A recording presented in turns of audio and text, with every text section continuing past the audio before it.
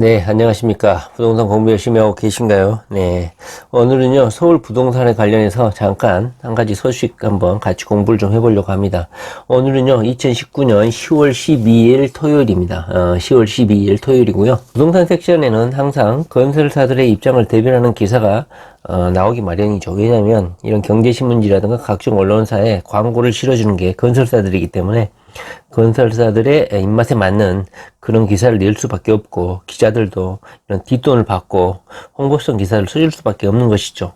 그리고 현재 국회에서는 국정감사 기간 중입니다. 그러다 보니까 관련 자료들이 국회의원들을 통해서 공개가 되고 있고, 그것이 좀 기사로 좀 나오고 있는 것 같습니다. 물론 국회의원들은 국민들의 아픈 부분을 긁어줘야 되기 때문에 최대한 불쌍하고 안 좋은 기사들을 쏟아내야 되죠. 여기를 보면 서울서 자취를 감춘 3억 이하 전세, 서민들 한숨.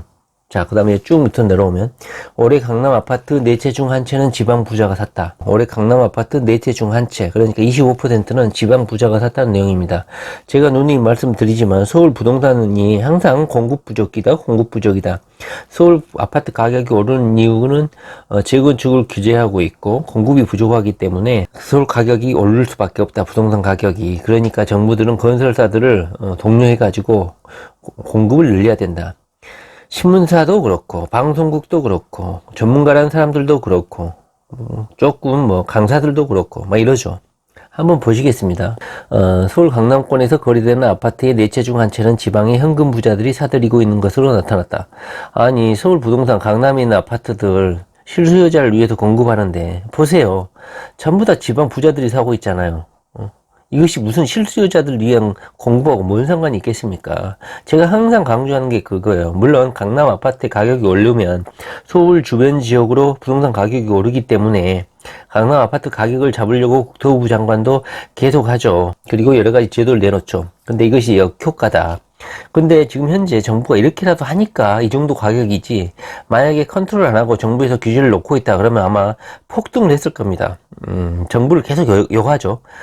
이 정도 오른 것만 해도 그나마 정부가 잘하고 있는 건데도 정부가 규제를 하기 때문에 시장을 이길 수 없다, 이런 개소리를 하면서 똑똑한 척 한다는 것이죠. 한번 보세요. 2019년 10월 11일 국회 교통위원회 의원에게 국토교통부 제출 자료에 의하면 2019년 1월부터 8월까지 강남 4구, 강남 서초, 송파, 강동구에 거래된 아파트 7천여 채 중에 거의 25%를 서울 내 거주자인 지방 거주자가 구입한 것으로 나타났다. 여기 보면요, 강남구는 22%, 24, 24.6 이렇게 쭉쭉 25%로 상승 중이고, 강동구도 거의 24.6%니까 25%죠. 이 표를 보면 지방 거주자의 현금 부자들이 이렇게 강남구의 아파트들을 사들인다는 것이죠. 그런데 강남구 아파트 가격이 얼마입니까? 거의 15억대 전후잖아요. 심지어는 20억 가볍게 넘고.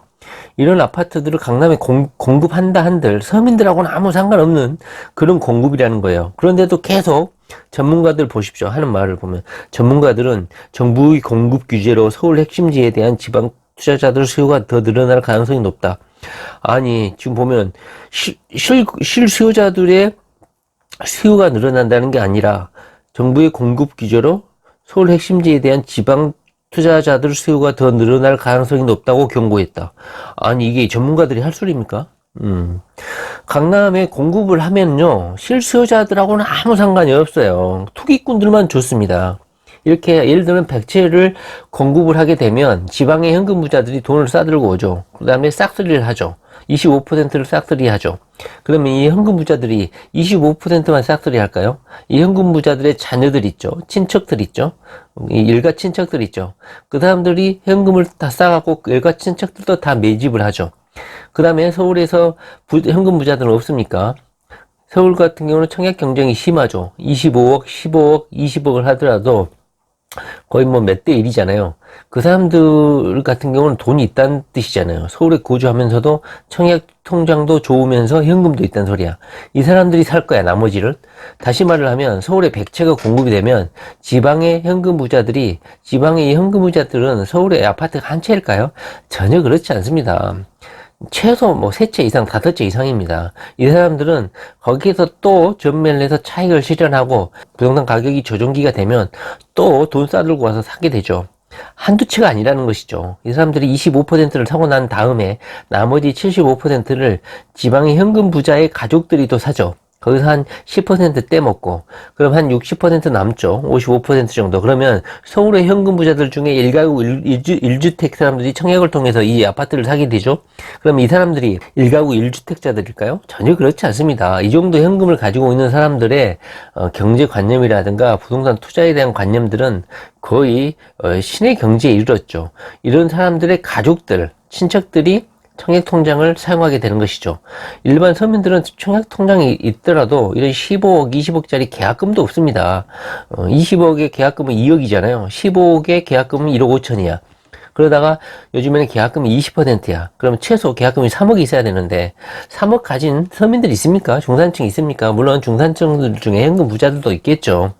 그러나 자신의 재산을 이 아파트 한 채에 올인할 정도의 그런 중산층도 저는 흔하지 않다고 생각해요. 결국은 강남구에서 공급이 되는 100%, 100채, 예를 들면 100채의 새 아파트 같은 경우는 현금 부자들이 싹쓸이 하고 있다. 다주택자들이 싹쓸이 하고 있다. 지방의 다주택자들의 가족, 친척, 그 다음에 서울에 있는 현금 부자들의 가족, 현금 부자들의 친척들이 싹쓸이 하고 나머지 한 10%, 20% 남으면 그나마 무주택자들 중에 현금 부자들이 나머지 10%, 20%를 가져간다. 그러니까 강남구에서 공급되는 새 아파트들은 실수요자하고는 아무 상관이 없다. 그래서 국토부 장관이 강남구 일대에 공급이 많다, 공급이 적지 않다 이렇게 말하는 이유가 공급을 해도 실수요자하고는 아무 상관이 없고 강남 같은 경우는 예를 들면 수십만 채를 공급을 하더라도 이 다주택자들이 다 매입을 할 거야. 물론 그런 공급을 할 여력도 없고 할 수도 없죠. 왜냐면 대지 가격이 높기 때문에. 그렇기 때문에 강남구에 뭐 공급이 부족하다 이런 논리는 계속 건설사를 격려하고 건설사들에게 계속 뭐랄까요, 건설사의 영업이익을 높이는 그런 기사들을 부동산 전문가들, 부동산 강사들의 그냥 말장난일 뿐인 것이지 강남은 짓지 않아도 돼. 어차피 공급을 해왔자 투기 세력들이 다 그거 할 것이니까. 그래서 제가 항상 말하는 건 강남에는 공급이 부족하지 않아요. 이 말이 어폐가 있죠. 공급을 해도 어차피 가져갈 사람들이 다 가져가 버리기 때문에 실수요자하고는 아무 상관이 없다. 그리고 강남에 있는 그 땅이 없죠. 강남은. 그러다 보니까 새로운 물건으로 교체가 될 뿐인 것이지 빈 땅이 없기 때문에 더 이상 공급을 늘릴 수도 없다는 것이죠. 그러다 보니까 기존에 9억 아파트를 부수고 새로운 아파트로 교체를 할 것인데 실수요자들하고는 상관이 없다. 기존에 거기에 살고 있는 기존 조합원들이라든가 실소유자들이 대체를 하는 것이고, 나머지 남는 아파트들은 지방의 부자님들이 오셔가지고 구입을 하고 또는 서울의 다주택자들의 가족들이 분양을 받아서 선점을 한다. 강남의 공급을 늘린다는 뜻은 어떤 빈 공간, 빈 택지지구를 개발을 해서 공급을 늘린다는 것인데, 물론 박원순 서울시장이 서울 강남역 무슨 열차 역사라도 고층으로 올리면 모르겠지만 그것이 있지 않고 재건축 아파트를 부수고 올린다. 그것은 근원적인 공급 대책이 될 수가 없다고 저는 봅니다.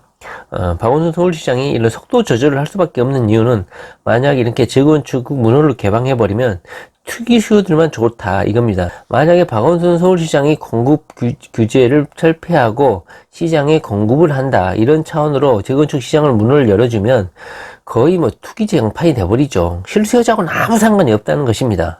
그래서 속도 조절을 하는 것은 국토부 장관이나 박원순 서울시장이 잘하고 있다, 저는 그렇게 생각을 합니다. 다시 말을 하면 강남구에서 현재 뭐 공급이 적냐, 이것은 전혀 말이 안 된다. 오히려 정부라든가 국토부의 속도 조절의 필요성이 있다. 속도 조절의 필요성이 있다. 이렇게 생각이 듭니다. 전문가들은 서울 부동산 가격이 계속 오르지만 지방은 하락하는 가격 양극화 현상 때문에 지방 부자들의 자금이 강남권으로 유입되고 있다고 분석하고 있다. 현지 부동산에서도 지표로 나타난 공식적인 숫자만 이렇지 서울 외 거주자들의 강남권 아파트 매입 비중은 더 늘어난다. 다시 말하면 투기 수요가 강남을 장악하고 있다, 이런 뜻이죠. 그리고 현재 3기 신도시의 수도권의 보상급을 받는 사람들이 서울 핵심지에 다시 투자하는 경향이 있기 때문에 다시 또 투기 수요가 강남권으로 몰릴 것이다, 이렇게 보고 있는 것이죠. 다시 말을 하면 강남은 투기 지역의 장소고 사람들의 심리적인 안정감을 얻기 위한 강남이 하나의 그냥 투기 장소인 것이지 무슨 공급이 부족해서 뭐 가격이 오른다 그런 장소가 아니라는 것입니다. 약 45조 원이 풀린다고 하시죠. 45원이 풀린다고 하죠. 그리고 부동산 사이트라든가 카페라든가 이런 뭐 채팅방을 보면 전부 다 강남 아파트를 사고 싶어 하죠. 근데 그 사람들이 무주택자냐? 절대 그렇지 않습니다. 전부 다 다주택자들이죠. 다주택자들의 최종 종착지가 강남이다. 이런 생각을 하고 있기 때문에 강남은 그냥 투기의 결전장, 전쟁터일 뿐이지 무슨 실수요자들이 거기서 살기 위해서 가는 곳이 아니다. 이렇게 되면, 이렇게 생각하면 마음이 편합니다. 그러니까 강남이 공급이 부족해서 그런 게 아니다. 공급을 아무리 늘린다 하더라도 그 사람들은 현금 부자들의 다주택자들의, 현금이 많은 다주택자들의 주택 수집, 주택 쇼핑의 장이 될 뿐이지 무슨 실수요자들을 위한 그런 공급의 장이 아니다. 이것을 그냥 인정을 하면 된다. 마음이 편하다. 다시 말하면 강남은 공급이 부족한 게 아니다. 결국은 저도 마찬가지고 강남 아파트를 사고 싶어 하죠. 제가 10채 이상을 아파트를 갖고 있더라도 강남 아파트를 사고 싶어 해요. 이것이 강남 아파트 공급하고 무슨 상관입니까? 공급하고는 아무 상관이 없는 거예요. 그냥 심리적인 안정감, 강남 아파트를 사야 된다는 전 국민의 일치된 심리적 탐욕감 때문인 것이지 강남 아파트 공급하고는 아무 상관이 없다. 실수요자하고는 아무 상관이 없다. 아파트 공급이 부족하다. 이거하고는 아무 상관이 없다. 이겁니다.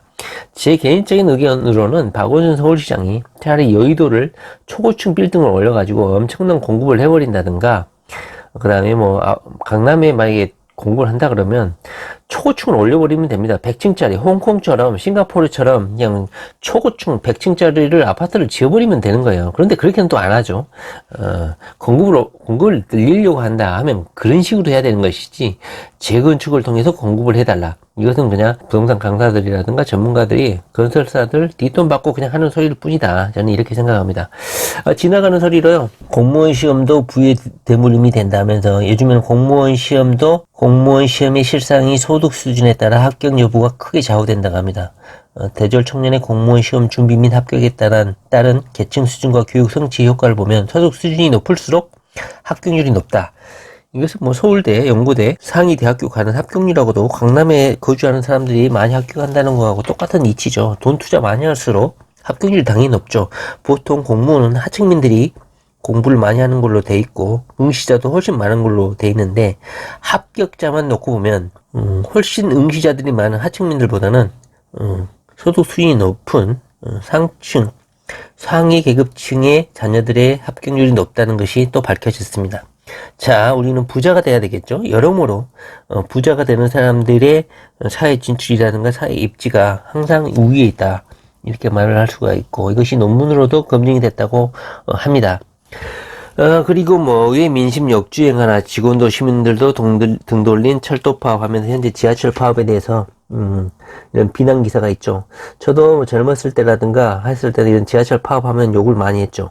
필수 부분이기 때문에 당연히 이게 파업을 하게 되면 불편이 뒤따르겠죠. 그러나 지나고 나서 보니까 이것이 얼마나 비합리적인 것인지를 알 수 있을 것 같아요. 예전에 이런 파업하시는 분들이 꼴보기 싫었는데 지나고 나니까 다 일리가 있어요. 이런 뭐 외주를 준다든가 하청을 줘가지고 책임을 전가하죠. 그러면서도 똑같은 서비스를 요구하는데 여기에서 일하고 있는 분들은 10년을 일하나 20년을 일하나 그냥 1년차 신입사원 하고 급여가 같다. 그래 무슨 낙으로 일을 하고 싶겠습니까? 그렇지만 이런 신문사들은 거의 노동자들에게 적대적이죠. 그리고 이런 일반 시민들의 인터뷰를 실어가지고 적개심을 불러일으키죠. 파업 참여 때문에 개인적인 약속도 모두 취소할 수밖에 없었다 하면서 이 경제신문 자체가 친기업적이기 때문에 당연히 이런 노조들을 싫어하죠. 여기 보니까 총액 임금제라고 있나 봐요. 총액 임금제.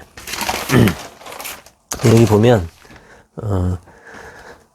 이 사람들이 주장하는 게 총인건비 정상화라고 되어 있는 것 같아요. 다시 말을 하면 인건비를 총액으로 딱 지정해 놓고 그 이상으로는 인건비를 주지 말아라 이렇게 되어 있다는 것이죠. 예를 들면 직원이 10명이면 1000만 원만 딱 주고 매년 1000만 원씩만 주는 거야. 그럴 땐 그 1000만 원을 뿜빠이해서 가져가야 되기 때문에 이 사람들은 몇 년 일하건 똑같은 서비스를, 철도 그 정규직 사원들하고 똑같은 일을 하면서도 이 급여가 제한이 되어 있기 때문에 항상 열악한 근무 조건에서 일을 하게 된다는 것이죠. 그래서 이 총액 인건비를 무기직 직원들의 80% 수준으로 올려달라 이거죠. 지금은 현재 그러니까 인건비가 정규직 직원들의 80% 수준도 안 된다는 것이죠. 급여가. 하여튼간 일단 부동산 공부 열심히 하셔가지고 부자가 되었겠다는 생각을 저는 이런 기사를 보면 마음이 아파서 하게 됩니다. 자, 부동산 공부 열심히 하시기 바랍니다.